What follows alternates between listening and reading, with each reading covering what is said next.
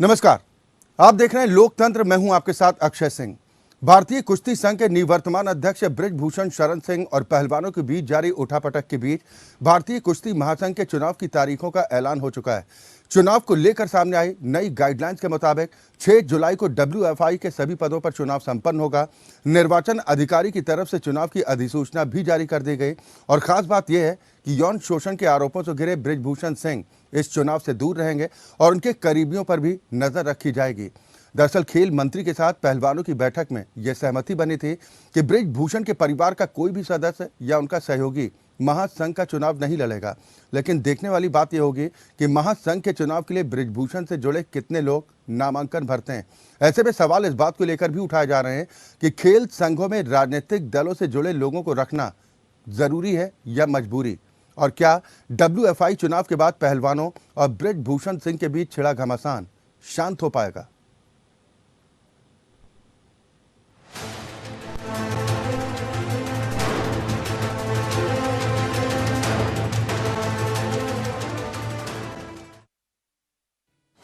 भारतीय कुश्ती महासंघ की चुनाव की तारीखों का ऐलान। निर्वाचक मंडल के लिए नाम देने की आखिरी तारीख 19 जून। 22 जून को तैयार की जाएगी सूची। नामांकन दाखिल करने की अंतिम तारीख 23 जून। 28 जून को होगी नामांकन पत्रों की जांच। 28 जून से लेकर 1 जुलाई तक वापस लिए जा सकेंगे नामांकन। 6 जुलाई को WFI को मिलेगा नया अध्यक्ष। देश के शीर्ष पहलवानों और भारतीय कुश्ती संघ के निवर्तमान अध्यक्ष बृजभूषण शरण सिंह के बीच छिड़ा घमासान किसी से छिपा नहीं है। पूरी दुनिया में देश का नाम रोशन करने वाले पहलवानों के आंसू पूरे देश ने देखे। आरोप लगाए गए कि कुश्ती संघ में मनमर्जी की जाती है, महिला पहलवानों के साथ यौन शोषण होता है और आवाज उठाने वालों पर दबाव बनाने की कोशिशें की जाती हैं। उनके चरित्र हनन का प्रयास किया जाता है।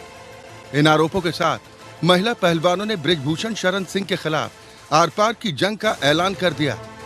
इन पहलवानों की मांग थी कि नए सिरे से WFI का चुनाव कराया जाए और बृजभूषण सिंह को सलाखों के पीछे भेजा जाए। वहीं 1 जून को इंटरनेशनल ओलंपिक कमेटी और भारतीय कुश्ती महासंघ के साथ बैठक हुई थी।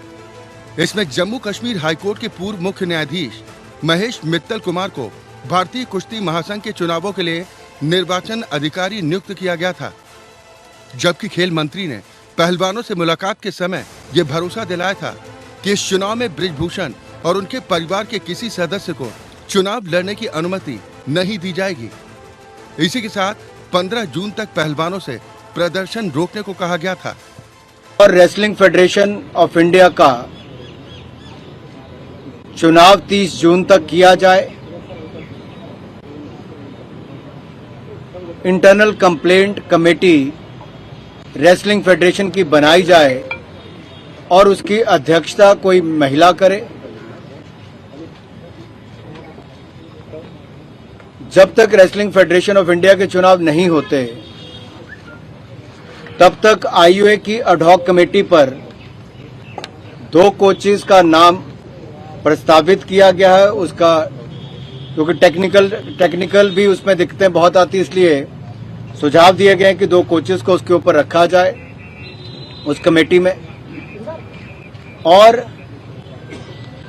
जब रेसलिंग फेडरेशन ऑफ इंडिया के चुनाव हों वो एक अच्छी फेडरेशन के रूप में चले, अच्छे पदाधिकारी उसके चुन के आए, उसके लिए खिलाड़ियों से रायशुमारी हो।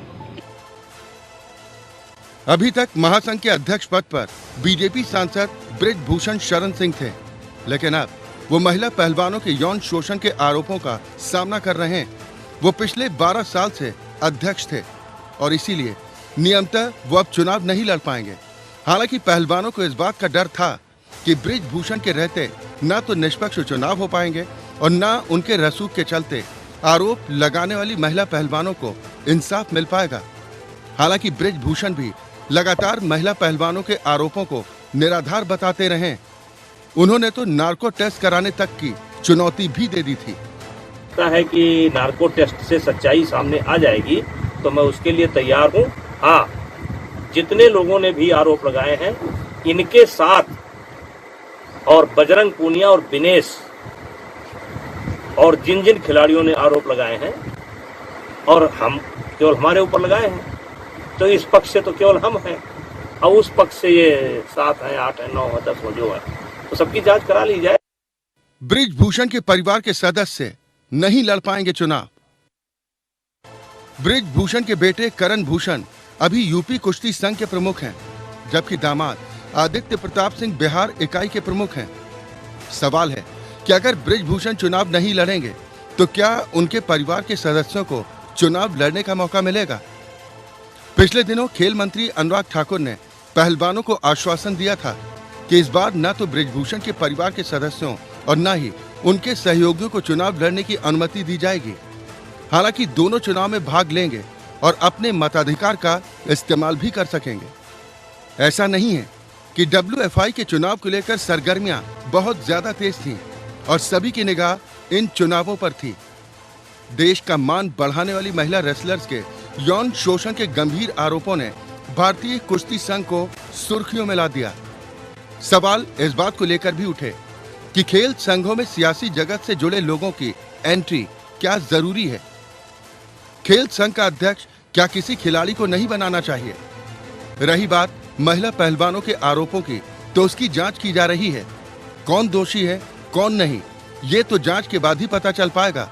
लेकिन इतना जरूर है कि भारतीय कुश्ती संघ के निवर्तमान अध्यक्ष पर लगे इन गंभीर आरोपों ने न सिर्फ भारतीय कुश्ती संघ की साख पर बट्टा लगा दिया, बल्कि सरकार पर भी सवाल खड़े कर दिए कि इतने गंभीर आरोपों के बीच भी इंसाफ की खातिर देश का मान बढ़ाने वाली इन महिला पहलवानों को सड़क पर उतरने को मजबूर होना पड़ा।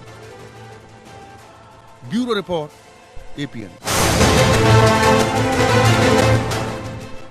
यहाँ तो चुनाव की तारीखों का ऐलान हो चुका है, लेकिन सवाल इस बात को लेकर उठ रहे हैं कि क्या खेल संघों में राजनीतिक दलों से जुड़े लोगों को रखना जरूरी है या फिर मजबूरी।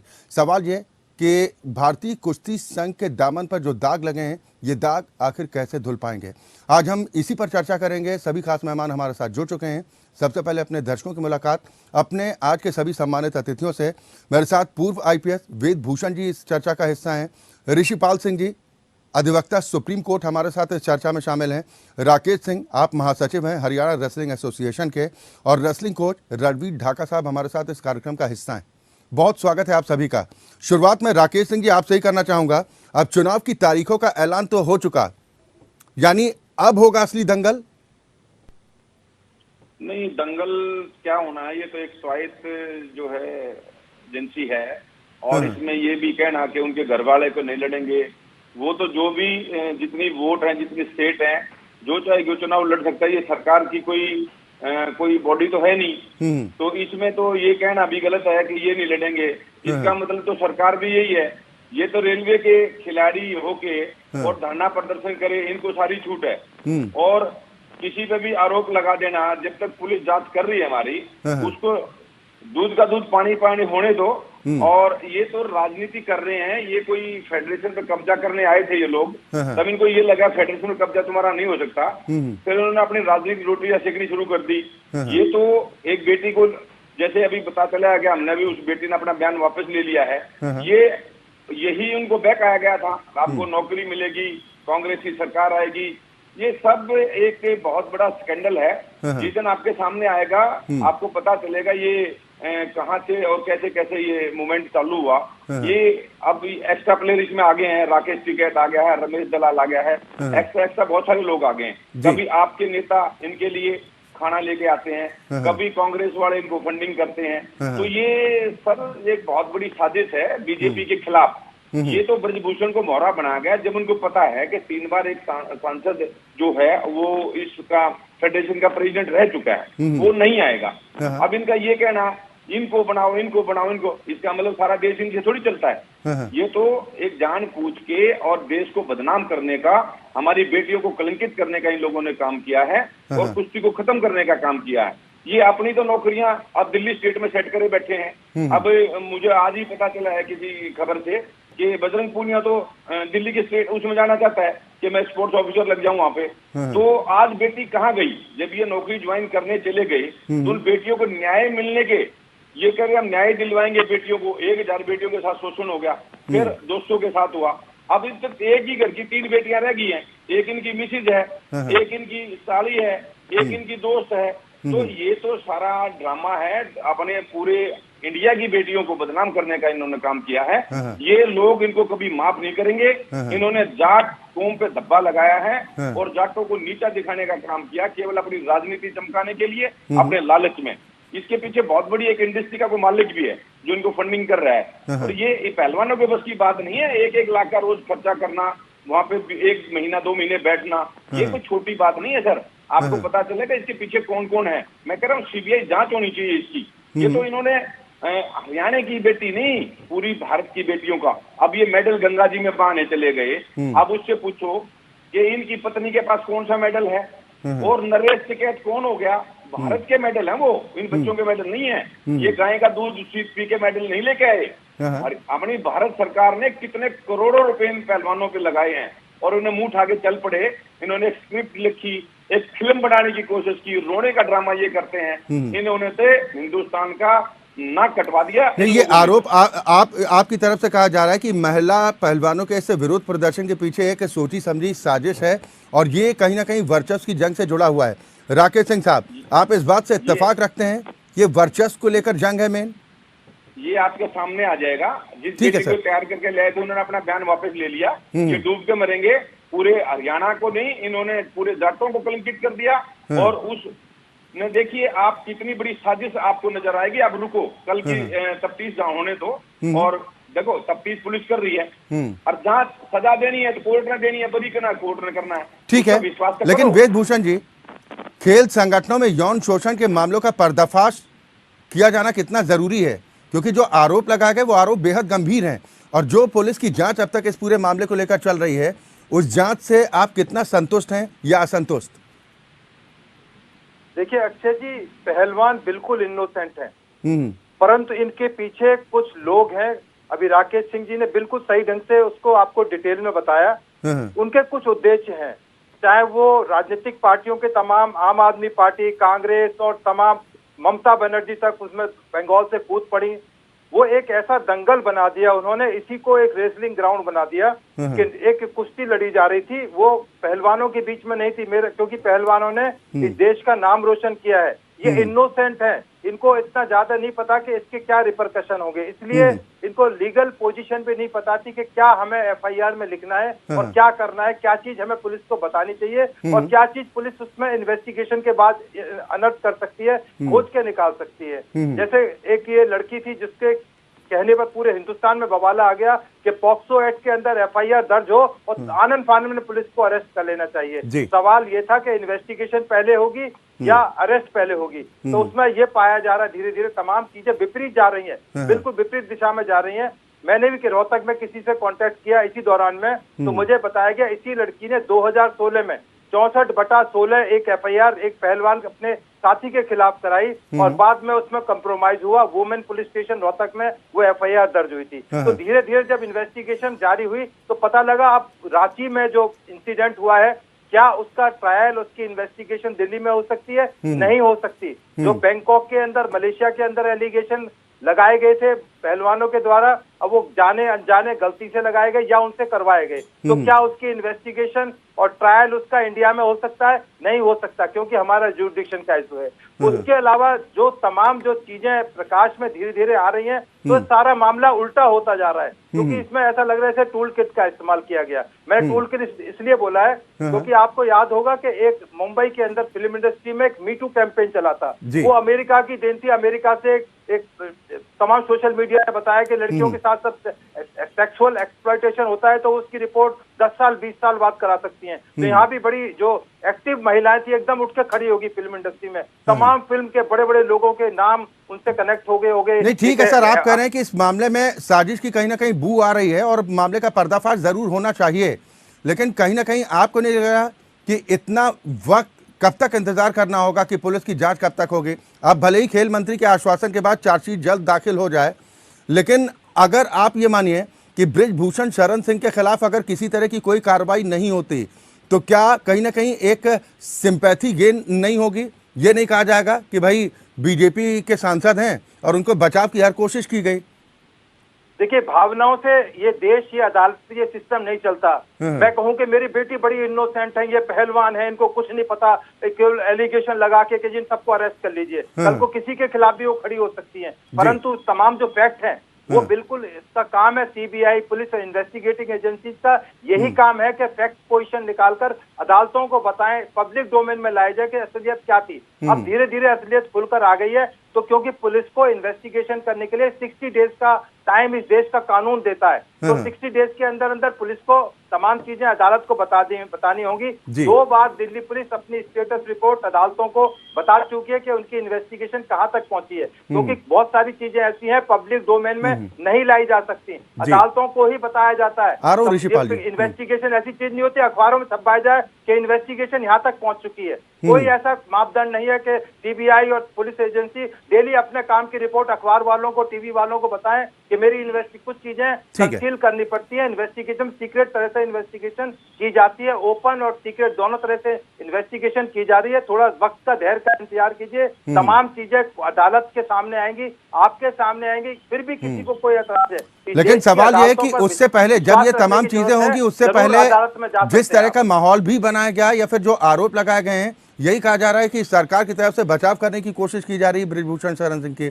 ऋषिपाल जी कुछ कहना चाह रहे हैं, सर अपनी बात पूरी कीजिए। मैं आपको कहना चाहता हूँ, जैसे अभी हम ब्रिजभूषण जी कह रहे हैं, उसको इस केस के अंदर जो तफ्तीश के लिए 60 दिन या 90 दिन का टाइम पे प्रिस्क्राइब देंगे, क्योंकि जब तक एक्यूज अरेस्ट नहीं हो जाता वो टाइम बाद तब चालू होता है जब वो अरेस्ट होता है। अगर उसके अंदर सजा 7 साल तक के तो 60 दिन का टाइम है, और अगर 90 दिन तक की होती है तो 90 दिन का टाइम है। अगर सजा 7 साल से ज्यादा होती है तो 90 दिन का टाइम है। बट इस केस को आपको समझना है, ये एक ऐसा केस है जिसकी इन्वेस्टिगेशन, जिसमें क्राइम भी कोई एक घटना नहीं है, कोई आइसोलेटेड 1 इंसिडेंट या 2 इंसिडेंट नहीं है। ये 2015 से 2022 तक का इंसिडेंट है, 7 साल का इंसिडेंट है। नंबर ऑफ प्लेसेस जो है इसके अंदर करीब इसके जो जिसमें आप जैसे वेदभूषण जी ने बताया कि इंडिया के अंदर भी दिल्ली भी है, और क्या नाम है, बिहार भी है, और इंडिया से बाहर भी है। तो इतनी सारी इन्वेस्टिगेशन जो है, इतनी सारी जो जगह पे इन्वेस्टिगेशन होना अपने आप में कोई बहुत आसान काम नहीं है। हम हर बात के लिए पुलिस को दोष ठहराए थे। एक एडवोकेट होते भी मैं एक बात नहीं कह रहा हूँ, पुलिस की लिमिटेशन है, इन्वेस्टिगेशन करने की लिमिटेशन है। ऐसा नहीं कि पुलिस के पास कोई जादू का कोई डंडा है, वो एक दिन में इन्वेस्टिगेशन कर लेगी। एक बात। और रही बात ये कि जहां तक कि लॉ इज कंसर्न है, अगर जो सेक्सुअल ऑफेंस का जो केस होता है या पॉक्सो के जो केसेस होते हैं, उसमें जो पीड़िता है उसका बयान कम से कम एफआईआर बनाने के लिए और कम से कम चार्जशीट के लिए जरूरी होता है। जहां तक मेरा अनुभव रहा है, जितने केसेस मैंने देखा है, अधिकांश केसेस के अंदर अगर और कोई एविडेंस मिले ना मिले, क्योंकि ये सेक्सुअल ऑफेंस का जो एविडेंस होता है, ये जो क्राइम होता है, ये बंद कमरे में होता है, किसी के पास कोई इसका विटनेस नहीं होता। तो इस ऐसी स्थिति में जो पीड़िता का बयान होता है वो इतना काफी होता है कि केस को कम से कम फ्रेम करने के लिए, यानी कम से कम उसकी चार्जशीट हो सकती है। तो कोर्ट देखेगा कि कॉरबोरेटिंग एविडेंस कौन से हैं, और क्योंकि कोर्ट के सामने न्याय के लिए सब बराबर है। ठीक है, प्रिजम्पशन है, एक्यूज के अगेंस्ट प्रिजम्पशन है, और ये माना जाएगा कि हाँ भाई प्राइमा फेसी ये माना जाता है कि एक्यूज ने क्राइम किया है। लेकिन वो जो प्रिजम्पशन है वो रिवर्टेबल है, उसको भी वो रिवर्ट कर सकता है कि नहीं, मैं उस जगह पर नहीं था, या मेरे साथ और लोग भी थे, या जिससे मैं क्राइम होना बता रहे हैं और भी थे, तो ये वो अपनी डिफेंस को प्रूव कर सकता है। लेकिन जहां तक इन्वेस्टिगेशन की बात है, हम सबको धैर्य रखना चाहिए। इन्वेस्टिगेशन 1 दिन में 2 दिन में नहीं होती। लेकिन सर एक सवाल इस बात को लेकर विपक्षी दलों की तरफ से, जैसा कि अभी चर्चा में भी आया कि इस मामले को लेकर कहीं ना कहीं राजनीति भी हो रही है, और साजिश का इशारा भी अभी वेदभूषण साहब की तरफ से भी इसका इशारा किया गया, और राकेश सिंह जी ने तो खोलकर कह दिया कि इसके पीछे साफ तौर पर साजिश है। लेकिन अब भले ही पॉक्सो एक्ट वापस ले लिया गया हो, लेकिन विपक्षी आरोप लगा रहे हैं कि अगर किसी दूसरे पर पॉक्सो एक्ट लगा होता तो अब तक तो उसको जेल भेज दिया गया होता, क्योंकि ये सरकार से जुड़े नुमाइंदे से जुड़ा मामला था, सांसद से जुड़ा मामला था, इसलिए इस तरह की परिस्थितियां हैं। क्या ये कहना ठीक होगा? ये कहना बिल्कुल ठीक नहीं होगा। हम कानून की बात करते हैं, तो कोई भी अगर जो पहलवान है, जो पीड़िता है, जो महिला है, उसकी जो रिस्पेक्ट है वो सर्वोपरि है। लेकिन उसके साथ साथ एक दूसरा व्यक्ति जो मेंबर ऑफ पार्लियामेंट है, वो भी सम्मानित नागरिक है। ठीक हम कानून को डिसाइड करने से पहले हम ट्रायल को ये फाइनल नहीं कर सकते कि उस व्यक्ति ने अपराध किया है, और अभी हम लोग या पब्लिक या पॉलिटिकल पार्टी ये डिसाइड कर दे कि अल्टीमेटली एक व्यक्ति दोषी है। ये काम कोर्ट का है, एविडेंस को इवेल्युएट करने का है, उनको इवेल्युएट करने के बाद सच झूठ जो सामने आएगा वो कोर्ट डिसाइड करेगी, एज पर लॉ डिसाइड करेगी। आपने राजनीति की बात कही तो आपने बिल्कुल सही कहा। अगर मैं वैसे किसी राजनीतिक पार्टी से नहीं जुड़ा हुआ जैसे, लेकिन फिर भी मैंने देखा कि प्रियंका गांधी भी गई तो एक दो एपिसोड में बैठा हुआ था, मैंने उनके अभी उससे पूछा जो प्रवक्ता थे, भैया इससे पहले कितने केस थे जिसमें प्रियंका गांधी गई थी, जब 2-4 के नाम गिना दो मेरे को। तो आप अगर सभी क्रिमिनल केसेस सड़क पे आ जाएंगे तो फिर कोर्ट ही नहीं चल पाएगी ना, फिर तो कोर्ट को कहीं ना कहीं आप प्रेजुडिस करेंगे। आपको राइट है कि आप अगर आपको ठीक है सर, यानी कि इन बातों को पहलवानों को भी समझना चाहिए और खास तौर पर राजनीतिक दलों को भी इस पर समझना चाहिए कि कोर्ट की एक प्रक्रिया होती है और इससे प्रक्रिया का पालन अगर हो रहा है तो थोड़ा सा धैर्य रखने की जरूरत है। रणवीर ढाका साहब, जो बातें अभी चर्चा के दौरान आई, क्या आपको लगता है कि पहलवानों के इन गंभीर आरोपों के पीछे किसी तरह की कोई साजिश है? 100% साजिश है सर। अब ये भाई कह रहे थे अगर राजनीति हो रही है, राजनीति इन्होंने की थी पहले, किसी राजनेता को स्टेज पर भी नहीं चढ़ने दिया था, और पूरा आश्वासन के बाद ये गए थे कम इनको बदल देंगे। इनका सिर्फ यही था भाई ऐसे आदमी को इसमें नहीं रखना चाहिए, इसमें खासकर कुश्ती में जिन्होंने इतने बड़े जिस पर एलिगेशन हो, इन्होंने साफ सफर शब्दों में कहा था।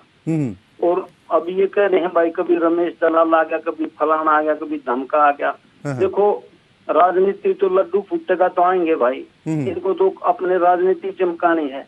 लेकिन मैं आपको साफ सफर शब्दों में बता देता हूँ, इस बच्ची के घर में ये जो 2 महीने 2.5 महीने बीते हैं, हमने देखा है यहाँ पर कितनी बार उसकी माँ बेहोश हुई है, कितनी बार उनको किसी तरह परेशान किया गया है। हमें पता है, इनको नहीं पता है भाई। है तो स्वार्थ में या किसी मतलब वैसे नहीं ढाका साहब, चर्चा में यही तो कहा जा रहा है ना कि अदालतें इमोशन के नाम पर नहीं चलती, अदालतें तो सबूतों के आधार पर चलती हैं। एक बात बताइए, इसमें इमोशनल है लड़की का, माइनर लड़की का फोटो व्हाट्सएप पर डाल दिया, ये लड़की कौन है पहचानो जल्दी। ये कोई है कभी ये बात किसी भी माइनर लड़की में 500 केस में? क्या कहोगे आप इस बात को? व्हाट्सएप पर फोटो डाल के बताओ इस लड़की को, पता लगते ही एकदम वहाँ पर। हमें पता है ना, ये कुछ भी कहें, परमात्मा देखता है। हम भी मैं भावनाओं की बात नहीं करता, मैं न्याय की बात करता हूँ। पिक्चरों में देखा था। नहीं ढाका साहब, ये बात तो बृजभूषण शरण सिंह ने भी कही ना कि दूध का दूध और पानी का पानी हो जाएगा, नार्को टेस्ट करा लीजिए। मैं भी तैयार हूँ, और पहलवानों का भी जिन्होंने आरोप लगाए वो भी नार्को टेस्ट कराएं। नहीं वो विचार थे ना, वो चोरी कराना। आप न्याय कर दो, हम ये गलत हैं तो इनके पर नहीं। तो आपके हिसाब से न्याय की परिभाषा क्या है ढाका साहब? नहीं, न्याय की परिभाषा यह थी जैसे इसको जी घर दूसरे आदमी बाहर के नहीं आते, 4-4 गाड़ियां रात को हमने दी गई होती रात को। इन क्या पता है, कह दो देते हैं बैठ के सामने। इनको ये नहीं पता नहीं इन बच्चों की रात कैसे करती है। जो डर और भय बहुत बुरी चीज लड़की की जात है।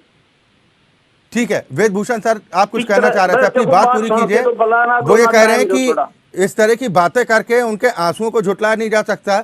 जो आप बीती हुई है इन महिला पहलवानों के साथ, वो किसी के साथ ना हो। ये ढाका साहब का बयान। मेरी सुनो, आंसू गलत नहीं है, गलत बनाए जा रहे हैं।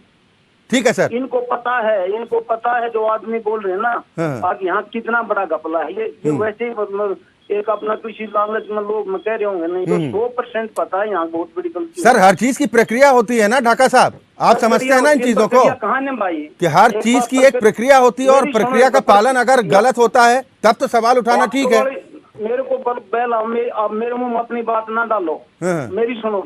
500 वाली लड़की का फोटो डालना न्याय प्रक्रिया का? अरे उसने तो अपने आरोप वापस ले लिए, आरोप जवाए इन्होंने। अरे तो आप हरिश्चंद्र है, इस बात को कैसे माना जाए भाई कि आप ही सत्य बोल रहे हैं? हम क्या बताएं फिर इसमें? आप नहीं मान रहे? अरे तो सर जांच का इंतजार करना चाहिए ना ढाका साहब। अरे भाई इंतजार करने कौन दे रहा है? यहाँ कितने आदमी आ रहे हैं पता है इनके घर पर?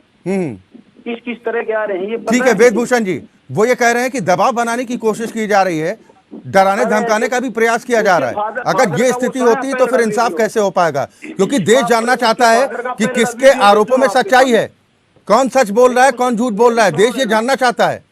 मेरी सोच देखिए, मेरे से पहले ठीक है ढाका साहब, थोड़ा सा इंतजार कीजिए। इसका कानूनी पक्ष आपके सामने रखा कि क्या इन्वेस्टिगेशन की और अदालत की क्या प्रक्रियाएं होते हैं, किस तरह से सारा केस इन्वेस्टिगेशन के बाद अदालत तक पहुंचता है। परंतु मैंने शुरुआत में ही कहा था, ये पहलवान इनोसेंट है, इनको मिसयूज किया जा रहा है राजनीतिक उद्देश्य के लिए। अब वो राजनीतिक उद्देश्य अलग अलग पार्टी के अलग अलग हो सकते हैं, मैं उसमें डिबेट में नहीं जाना चाहता। परंतु जहां तक पॉक्सो का संबंध है, आपको ध्यान होगा, रणवीर सिंह को ना याद हो तो ये मुकदमा पॉक्सो का उनके फादर की तरफ से दर्ज कराया गया था कि मेरी लड़की माइनर है और पॉक्सो एक्ट में कवर होती है। पर जब उसकी इन्वेस्टिगेशन की गई तो पता लगा कि उसकी बर्थ प्लेस रोहतक था, उसका सर्टिफिकेट दिल्ली से लिया गया। जब उनको लगा कि मामला रांची का था और मामला उसमें लड़की मेजर हो चुकी थी, तो उस लड़की का पंजाब से एक डेथ सर्टिफिकेट दिया गया। अब वो फोर्जरी के ढाका साहब सुन लीजिए, उन्हें सुन लीजिए, फिर मैं आपके पास आऊंगा, परेशान मत हो बिल्कुल। मैंने आपकी बात मैं आपकी बात को काट नहीं रहा। मुझे क्या जरूरत है? नहीं रणवीर जी, मैं पूरा अवसर आपको दूंगा, आप ये मत सोचिए, आपके साथ अन्याय नहीं होगा, आपको भी अपनी बात पूरी रखने का अवसर दिया जाएगा, लेकिन बारी बारी से अपनी बात रखेंगे ना तो लोगों तक सही चीजें पहुंचेंगी। भाई ये बात जो आई है कि उस घर में केवल एक लड़की पैदा हुई और उस लड़की के बारे में आप बता रहे हो नहीं वो लड़की तो मर चुकी है पंजाब में, उसका डेथ सर्टिफिकेट लाके आपने दिल्ली पुलिस को दे दिया। तो क्या पुलिस की जांच नहीं की जानी चाहिए कि इनके घर में दो लड़की कहां से अचानक पैदा हो गई? एक का सर्टिफिकेट आप बर्थ सर्टिफिकेट दिल्ली से दे रहे हो, बता रहे हो रोहतक में पैदा हुई, उस लड़की की डेथ पंजाब में हुई, तो जांच का विषय होना चाहिए, नहीं होना चाहिए। बिल्कुल एक विषय है, अदालत पूछेगी कि क्या आपकी इन्वेस्टिगेशन किस नतीजे पर पहुंची। तो तमाम जो गवाह हैं, पक्ष हैं, अभी उस लड़की को लेकर जहां पर ये एलिगेशन लगाया गया था, ऋषिपाल जी अच्छे से बेहतर से आपको बताएंगे कि पुलिस की जिम्मेदारी है उस प्लेस का रिकरेंस कराना, उसको सीन क्रिएट करना, दोबारा से उस जगह की निशानदेही कराना। अदालत पूछेगी कि आपने उस जगह पर ले आकर दिखाया कि लड़की की क्या पोजीशन थी, क्या वहां पर लड़की के साथ हुआ, नहीं हुआ। बहुत सारे केसेस में ऐसा हुआ है कि लड़की को यही नहीं पता कि उसका प्लेस ऑफ ऑकरेंस कहाँ था, क्योंकि प्लांट की गई लड़की थी। तो पुलिस का जिम्मेदारी है उस जगह की निशानदेही कराना। राकेश जी, मैं आपके पास आऊंगा। अभी आपने रणवीर ढाका साहब को सुना, वो कह रहे हैं कि आंसू उसी के आते हैं जो सच बोलता है, आंसू वही बहाता है जिसमें इमोशन होता है। उनके साथ अत्याचार हुआ, इसीलिए वो पीड़ा में है। झूठ को कभी एक्चुअली याद रखना पड़ता, सच को कभी याद नहीं रखना पड़ता। ये रणवीर ढाका जी बड़े अच्छे कोच रहे हैं और पंचायत में और चैनल पे आके कभी भी झूठ नहीं बोलना चाहिए, लेकिन ये सफेद झूठ बोल रहे हैं। ये रणवीर ढाका जी उस टीम का एक हिस्सा है जो ब्रिजभूषण के खिलाफ है और इन्होंने खुद एक फेडरेशन बनाई हरियाणा में सभी ने मिलके, और जिस दिन ये बेटी ये लेके आए तैयार करके, उस दिन भी रणवीर ढाका को पता था। जिस दिन इसके फादर जिस दिन यहाँ बैठे थे धरने पे,